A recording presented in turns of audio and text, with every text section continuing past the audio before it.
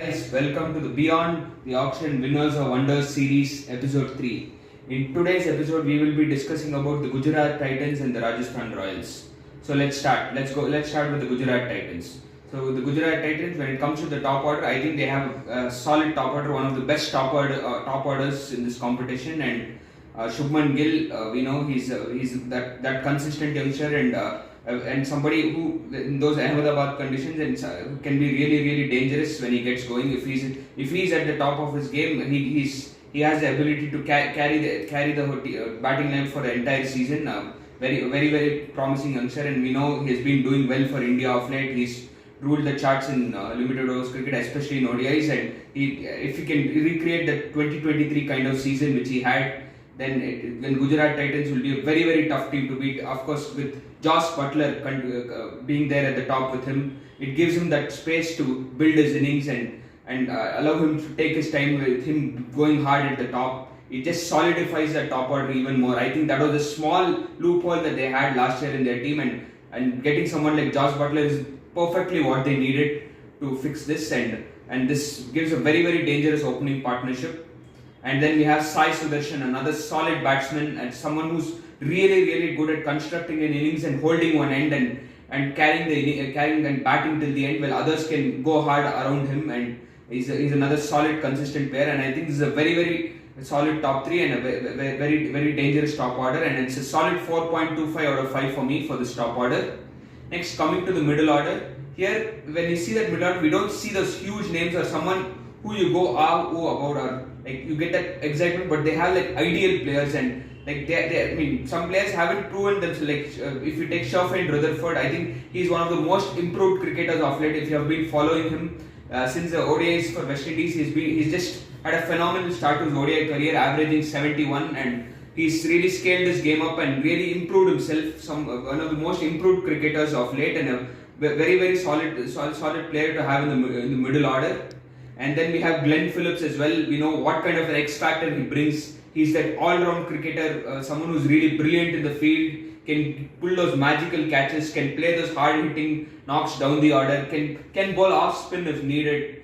A very useful cricketer and a solid buy, another brilliant buy for them. And of course, Rahul Tewatia and Shah Rukh Khan. Rahul Tewatia is a proven finisher. We know, I mean, he may not be that big name, but he has been doing really well over the years, and he has played lot of good cameos down the order. And Shah Rukh Khan as well is really good, and he's really improved when it comes to his batting, and he can be very useful with the ball as well. So I think it's like middle order which is very well rounded, and it has a very good balance. And even the way they can use them is they can start with 3 overseas players. They can get Shafin Rutherford if they need a left-hander in the middle, or if they need someone down the order to play a quick fire knock, they can get Glenn Phillips. So they can rotate their resources very effectively, and I think that way they have valued each and every aspect. And of course, not to forget Washington Sundar as well. He can come up the order as well, and he can be very useful at the top of the order. He can someone who can counter spinners in the middle overs as well.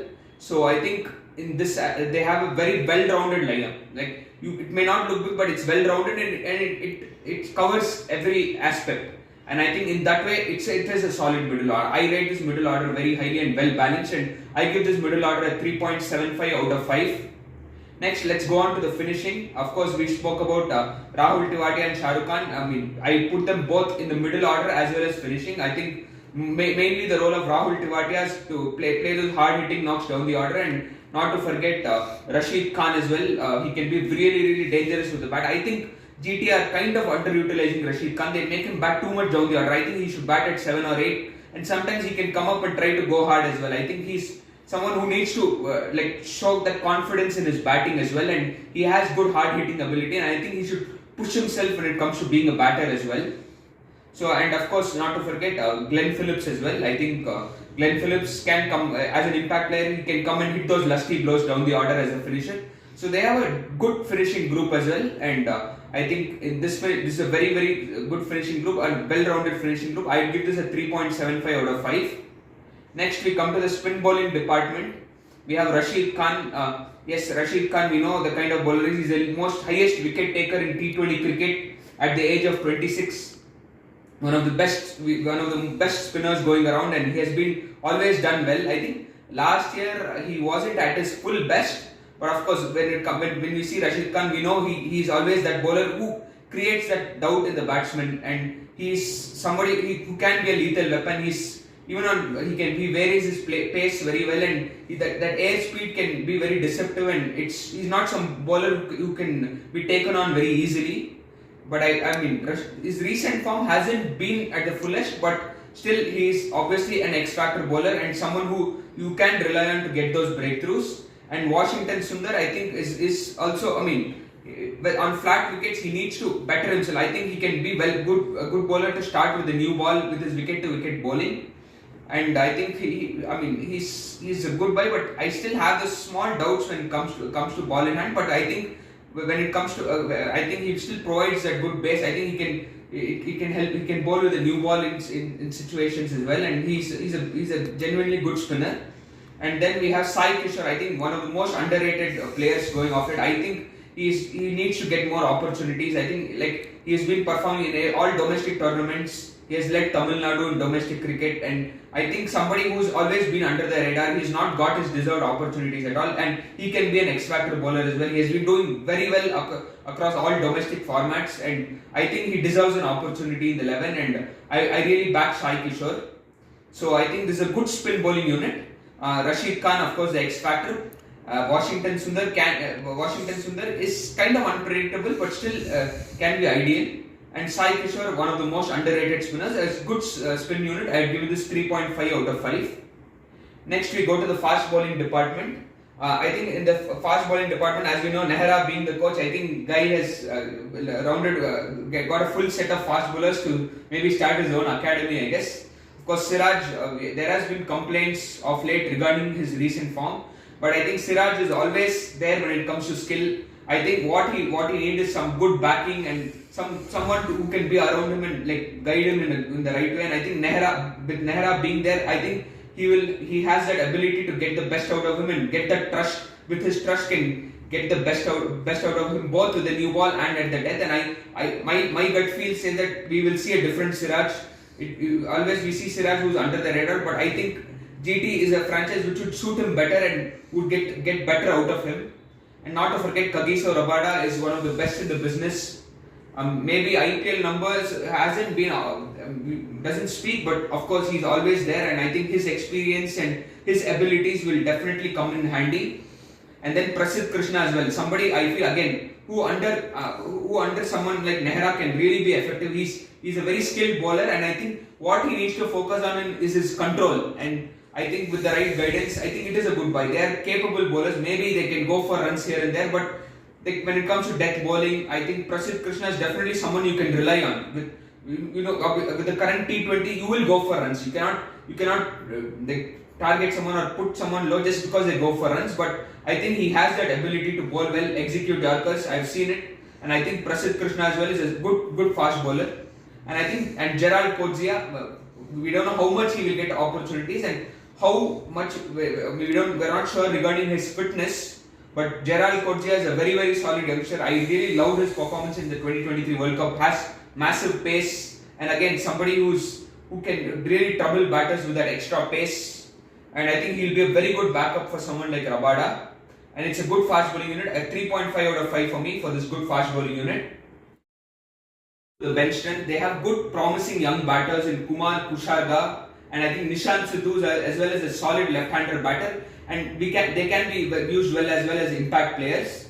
And not to forget Anuj Rawat, I think he's another solid left-hand option, and even Mahipal Lamro, they have those left-hand options. They can based on situations in their overseas option, they have the players to mix around their batting order and use that impact player. I think some team which can benefit well from the impact player rule based on different situations is GT. I think they have that side where they can get different players for different situations. That's what I like about this unit. You may not see it with big names, but they have a well-rounded side and good proven cricketers. Maybe not at the international level, or they're not one, but I think they have good cricketers with the right potential, and I think they have got the right players who they can develop. I think that is what I like about GT. Instead of going for the big names, they're going for the good names and good prospects which they can try to scale up, and that's what I like about this GT side.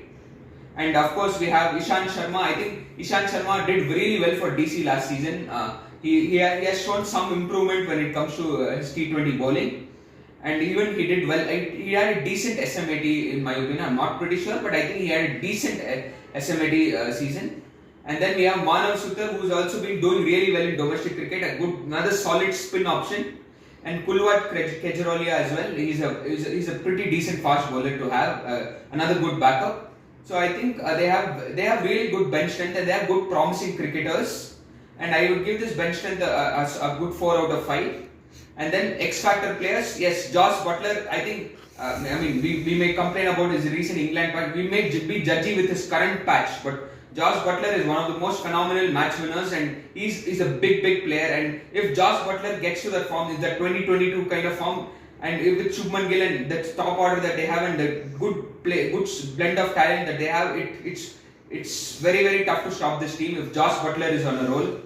And Josh Butler is like a massive X Factor player, and him performing this, it just makes this team even more stronger. Rashid Khan as well, we know what kind of bowler he is. He is one of the best T20 bowlers going around, and obviously him getting those breakthroughs in the middle overs will be the key. And next, not to forget, I think Glenn Phillips is an X Factor player, and I think I was really disappointed that SRH didn't even give him one opportunity last year. I think he's one of the most best all-rounders currently in world cricket, and even we saw the current Champions Trophy as well, what kind of value he adds in each department. And I think GT should look to use him smartly in different ways, because he provides value in different aspects, and they should try to get the best out of that. And I think he's an all-rounder who needs to be utilized. And Sai Kishore, I know this name. For me, this guy needs to play in the 11. I think he's someone who's always been under the radar. I think he's been ignored. It's very harsh on him. I've seen him every tournament. You see his name, you see performance. He has got a chance to even lead Tamil Nadu with this performance, and I want him to be there. And let's see. I hope he gets deserved opportunities this time. So this is a really good solid unit, and team balance. It's a very well balanced side, a well-rounded side, and in every department there is promise. And I think both in terms of X factors and team balance, I would definitely rate it a good 4 out of 5.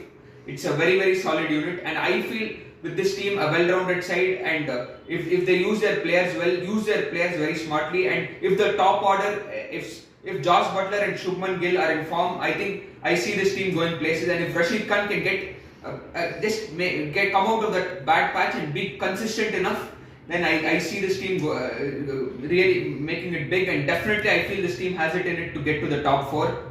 I give this a solid overall. If you see, I would give this a 7.8 out of 10, and one of the most well-rounded sides in the competition, and a side I'm really excited and looking forward. Next, we move on to the Rajasthan Royals. When it comes to the top order, we have Yashasvi Jaiswal, who has been in stunning form of late. We know what kind of amazing time he had in Australia. Down under, showed some phenomenal performances there, showed phenomenal temperament and versatility to his batting. And then we have Sanju Samson, we know is a very hot and cold kind of player, and when he gets going, he can be really dangerous, but he's somebody who can get onto a lean patch very easily, and that is the issue I have with Sanju Samson, and that is the reason he hasn't been able to achieve to the potential he can, because he kind of, when he loses shape, it takes time to come back, and that is one issue with Sanju Samson. And then Nitish Rana is a very good player, somebody I really like, but if you see his current form, it's been really bad, and how reliable can he be is a question mark. And even Yashasvi Jaiswal hasn't, if you see the last few seasons, he hasn't performed to his fullest potential in the IPL as well. So I think it's a decent top order with good potential. But one thing I will say, they will definitely miss Josh Butler. I was really shocked that one of the biggest pillars over the years, Josh Butler wasn't retained. It is a debatable thing, and it is something nobody expected, but they will miss him at the top, and kind of his absence does weaken that top order a bit. It's a decent top order for me. For me, this top order gets a 3.5 out of 5. Next, coming to the middle order, they have good proven players, good talents. Riyan Parag as well, he's somebody who really scaled his game, somebody who many people questioned and many people doubted last year, but he really took his game to the next level as somebody who has a determination to push his game, and somebody who has that willpower to take his game to the next level. And I think he's a really good youngster and a very good cricketer. And Dhruv Jurel, I don't know. Honestly, whether he's worth 14 crores, I don't know. I mean, he's a good player, he's a good talent, but has he proven enough to get that price tag? And I think he has a price tag pressure in him, and I think that could affect him. He's a decent player, but not somebody who I'm fully convinced with when it comes to reliability.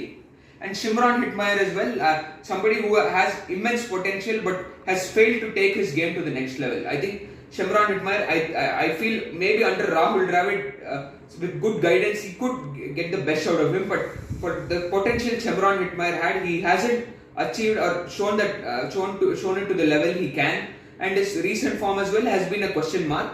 So again, it's a good middle order, but again a middle order with a lot of question marks. So, but the middle order does have potential, but they need to push themselves beyond their weight, in my opinion. And it's a 3.5 out of 5 for me for this middle order. And then we have for the finishing. Okay, we can take Shimron Hetmeyer. Depending on the situation, can come in the middle overs as a middle order batter, or he might come down the order for the lusty blows. So I put Shimron Hetmeyer in both brackets. Shubham Dubey is a decent player, but again not proven enough. It's not a name which you would really back. And even domestic, I have not seen that massive potential in Shubham Dubey. And Vanindo Hasaranga, when it comes to bat, he's again like it might be his day, but he's not somebody you can just put your money on when it comes to bat in hand down the order. And Jofra Archer, I put him there because he has shown improvement of late with the bat, and he has the power to hit those sixes. So I think it's a kind of it's a vulnerable finishing group, and it's something they kind of lack that firepower down the order to me for me to be honest. And I will give this finishing group a 2.5 out of 5. It doesn't look very bankable in my opinion. We go to the spin bowling department. We have the Sri Lankan duo of Vanindu Hasaranga and Mahesh Theekshana. I think both are good proven spinners who have even shown the ability to be effective on flatter wickets as well. But I think those conditions in Jaipur will suit their bowling, and Theekshana can be used to be very skiddy with the new ball as well, and Hasaranga can be effective in the middle overs. He's one of the best T20 spinners going off it, so it's a good spin bowling department. And we have Kumar Kartikeya as well, who can be very decent with his left arm spin as well, a good consistent wicket to wicket bowler. So they have a good spin department, and I again this spin department for me gets a 3.75 out of 5, a good promising spin bowling department. Next, when it comes to the fast bowling department, we have Jofra Archer, we have Fazalak Farooqi, Sandeep Sharma, and Tushar Deshpande. Again, I think it's like a fast bowling unit who can do well, but again, it's not. When you see that unit, you don't get that thing about that solidity, that fear of solidity in the unit, because Jofra Archer's current form has been really bad. He has got his pace back, but his current form, especially in limited overs cricket, has been really poor. And we saw in the India T20 series as well, he was not at his best, and he kind of leaks runs, and he has been poor when it comes to his control as well. And Jofra Archer is not is complete that 100% Jofra Archer that we know. And of course, Fazalak Farooqi is inexperienced at the IPL level. He has done well. He was a leading wicket taker in the T20 World Cup. He has done well in places, but still, how reliable can he be and how effective can be is still a question mark. And Sandeep Sharma hasn't played cricket for a while. He's a very good bowler, especially with a new ball. He's a very dangerous bowler who can get the ball to move both ways. But his death bowling, again, he's somebody when he's in rhythm and gets his control right, can be really effective. But he has also been off cricket for a while, and how good is he? Can he come back to his fullest rhythm? Is again, we don't know. And then Tushar Deshpande is a hot and cold bowler, somebody who needs to get consistent with his control. So I think it's a fast bowling unit which again needs to doesn't look very good on paper, but the bowlers who are capable of doing it, if they really push themselves that extra mile and understand their roles well. So I think it's an okay fast bowling unit. It's a 2.5 out of 5 for me for this fast bowling unit. Next, when it comes to bench strength, honestly, I think their bench strength they don't have many backups. They've gone to the Vaibhav Suryavanshi, a 13-year-old, and how can you play a 13-year-old instead of someone like Jaiswal or someone at the top of the order like Nitish Rana? We don't know. I mean, it's difficult for some very young player to come there and fulfill a spot. So I mean, it's good. He will get good guidance under Rahul Dravid. I think it's more of someone to help him develop himself. I think it's more for that. but you don't see many backup options for Rajasthan Royals, and that is definitely concerning. I think they lack good backup options, and of course we have Akash Madhwal is a decent fast bowler, and Queen Mafaka as well. The youngster is a good, promising youngster, but again, he's not a proven commodity, and he didn't have. If you see the last season for Mumbai Indians, he didn't have an effective season. Kind of travelled all around the place. So he's again someone who has the will to improve. A good youngster, but again, how reliable we don't know. I think it's RR really lack that bench strength in my opinion, and I think it's a poor bench strength for me. I'll give this a 2 out of 5. And X Factor players, again, Yashasvi Jaiswal, if he can be consistent enough, and we know how dangerous he can be at the top of the order, and he's definitely there as an X Factor player. Tikshana for me is going to be a big key, especially to get those breakthroughs and trouble the batters at the top of the order. And Hasarang, I think the spin duo that they have put their money on the Sri Lankan spin duo, which isn't bad. I think they have proven at the international level how dangerous they can be, and those conditions will suit them. But they need to be at their best if RR may have any chance. And then Shimron Hetmeyer has always been that X Factor player, someone who I'm good that RR have backed him, they've put the money on him, but I think he really needs to up his game, value his wicket more, and he really needs to show that improvement and I think he's somebody with lot of potential, but very very lazy when it comes to upping his game. And if Shimron Hetmeyer can up his game and be consistent, then that can add that can push this team an extra mile and can make RR a much better unit. So I think it's a decently balanced team. I won't say completely balanced. They have lot of loopholes, maybe, but they have good players. It's a 3 out of 5 for team balance. So overall, RR on paper, to be honest, they don't look that, when it comes compared to other teams on paper, they look kind of on the lower side, and I would put them in the underdog category. But they have the players who can push beyond their weight, and they need more than one single individuals. They need to perform as a unit. I think it's about understanding the roles and bringing out the best in all the clarity in the team, and bringing understanding which player suits what and how to get the best out of them. How the players are well managed. That's what will decide how they perform as a unit. It's more than individuals. It's about how they can glue together as a unit is what will decide how Rajasthan Royals in this IPL. They are definitely in the underdog category. If you see 5 out, to be honest, it's a 5.8 out of 10. But I wouldn't say that I wouldn't count them out completely. They have the potential, but it's some team which on paper need to push beyond their weight to show success this season.